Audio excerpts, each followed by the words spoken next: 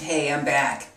So I take my hair down, and what I'm going to do is take one of these locks, okay, like this one, and this is the one I will detangle. And yeah, I'm looking at it as a detangling process. There are lots of different ways to detangle, and I'm using some of those different approaches to the takedown of the lock. So that's the way I'm going to proceed on that. And you can see already that I've taken down the front part of my hair and then also around the top edges. And as you saw in the earlier part of the video, I usually just wear it back in either a ponytail, a low bun, high bun, side bun, and sometimes I wear it in two and then just braid each one and then pull them together. So most of the time the hair is up so that the locked hair and the loose hair, they can integrate. I can integrate them a little bit better than I can if it's out like this. I have not worn my hair out like this because, you know, being halfway, not quite sure. So anyway, what I'm going to do, I'm going to take one that is near the front, one of these two. Let's do this one. Okay. And then I'm going to put, see I have a mirror right here, I'm going to pull the rest of it up in my band to keep it out of the way. Okay, so let's see if you can see this well. So what I do, I'm using a mixture of water here, plain water, as well as some essential oils. I put in rosemary and sage. Some people use this as a spritzer for the hair because they feel that it will help to grow the hair. Whether that's true or not, I'm not sure. I like the way it smells. That's the main reason. So anyway, you first need to saturate the hair, and so I put the entire lock in my hand, in the palm of my hand, and then I just spray it. Just spray it. And this way it seems to be able to get the lock moistened. Now another way you can do it, if you don't have a spray bottle or you don't want to use one, is to use a cup of water, okay? And just dunk the lock inside and just let it sit for a little bit.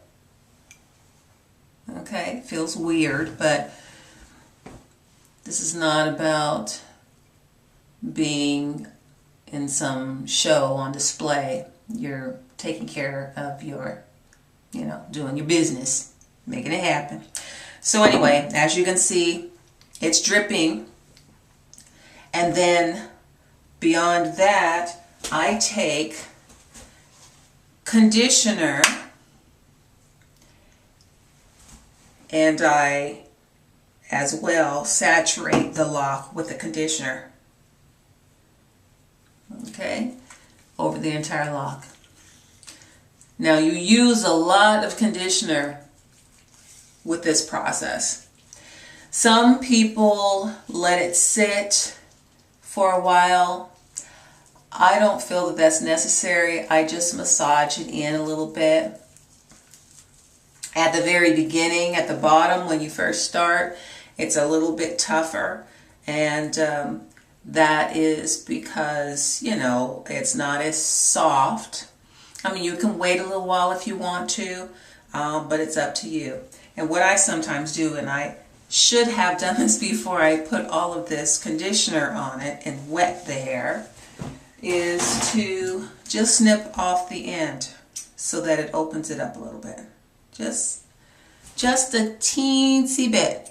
You see, it wasn't much. I am trying to retain as much of the length as possible. So that's why I am not cutting it back so much like others do. And I am trying to be very, very careful, as I said before. Now, a tool that I use beyond water, conditioner, I will use a pick, one of these two picks. This is a Dentec. I don't know if you can see the name on it, Dentec, and it actually comes in, this is a dental tool. It was in a package, a 3-piece package that came with these 2 picks and then the mirror. You don't need the mirror, but what I was first starting off with was the more blunt end, because I didn't want to take the chance that the sharper one would tear my hair. So start off with this one. This one works well, but truthfully, this one works better. Maybe it's because it can get in there easier and it has that finer tip. I'm not sure. So I am experimenting between the use of both of these to see which one really does the job, timing myself, just being able to judge how easily it can remove the tangles of the lock. But so far, this one is ahead. So what I do and what's important when taking down the locks is, again, to just be very, very patient. Again, I don't think I said that originally, but to be very, very patient with this process, to be very gentle and to take your time. Take your time. That's one thing I have to emphasize, is to take your time. Again, as I had said, I am not in any rush. So that helps me to maintain my patience, because I don't have any deadline that I have to meet. So what I will do, make sure that you can see this, I will start at the end of the lock and just, incrementally pull the tangles out. Okay? So I am placing the tip of the tool in the tangles at the bottom of the hair, and I am pushing them down gently. Not all the way through, but just entering the lock with the tool, then pushing down gently. Okay? Or pushing down. I was pushing to the side, but pushing down. Okay? Now, if you go to the Curly Like Me book, it's by LaFleche. Her last name is LaFleche. But her concept, or her approach to detangling hair, she speaks of it, and I use this approach, is to move the tangles down the shaft of the hair like beads on a string. So if you move one bead down to the space beneath it, then you've created a space. You do the same thing. The bead moves down. There's a new space. You move the bead down, a new space. You can move the bead down. So instead of beads, we have tangles.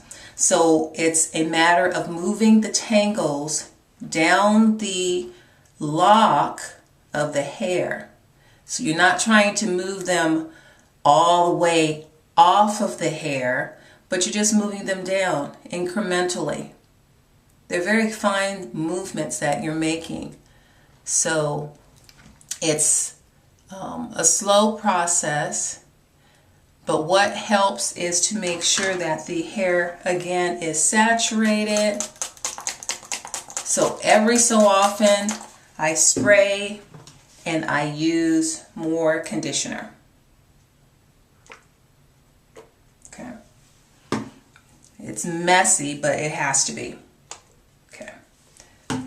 And you go through a lot of conditioner, and that's why the one that I use is, at least on this go around, is Suave Naturals. I don't know if you can see that or not, but it's relatively inexpensive. A family size, it was less than $2.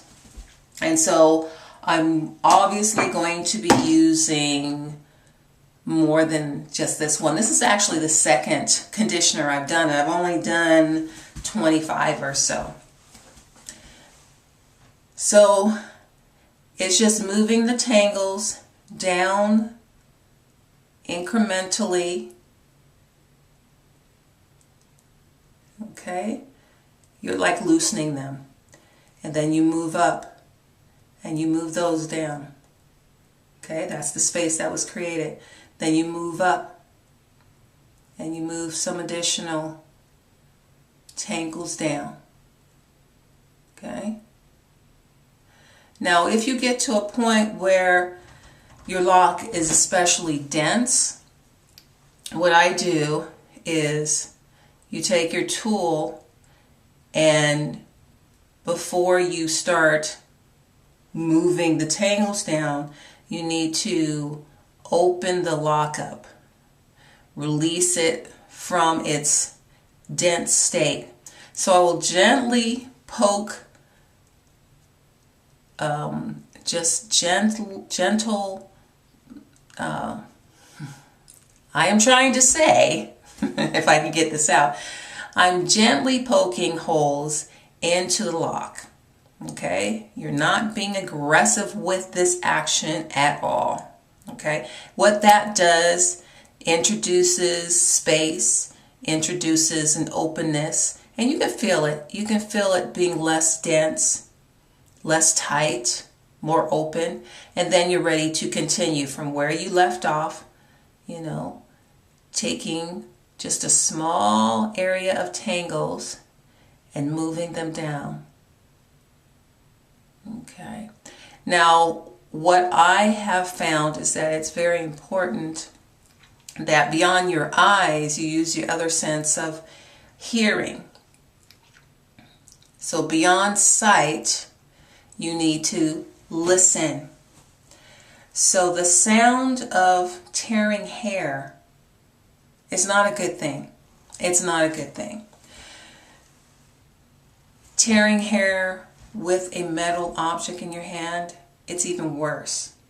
But but the two have a particular sound that when you hear it, you'll know. If you hear this kind of scratching, tearing sound between the two, then you know that you're going too fast. You're moving your tool inappropriately. You may be feeling in a number of ways that mean either slow down if you're going too fast, or if you're tired, take a rest. If you're hungry, you know what to do. But anytime you get into a particular state that is not conducive to quiet, peaceful removal of the tangles within your lock, then I would say stop. You know, stop, maybe go walk around, take a walk, take a nap, go eat, get something to drink.